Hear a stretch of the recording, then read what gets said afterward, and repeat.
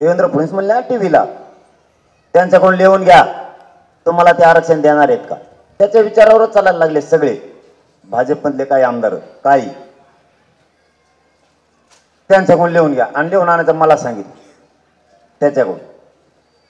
पण त्यांनी मागणी बी केली अधिवेशन बोलावं म्हणे सगळ्या आमदारांचं. आमचंही म्हणणं तेच एकदा होत्या दूध का पाणी का पाणी बोलावं सगळं अधिवेशन. सरकारने अधिवेशन बोलवावं. तिथं ओबीसी आरक्षणाचा मराठ्यांचा विषय ठेवावा त्यांचा जो असेल तो. सगळे आमदार तिथं बोलतायत का नाही बोलत हे मराठे दिवसभर बघतील. जो बोलणार नाही त्याला मराठे पाडून टाकतील. क्लिअर आणि कट. सोपा विषय. ढकलायचं नाही आता, नाटकं नाही करायची. 9 टांके बांध. जो तो आमदार विषय मांडल, जो मांडणार नाही तो मराठा बघल.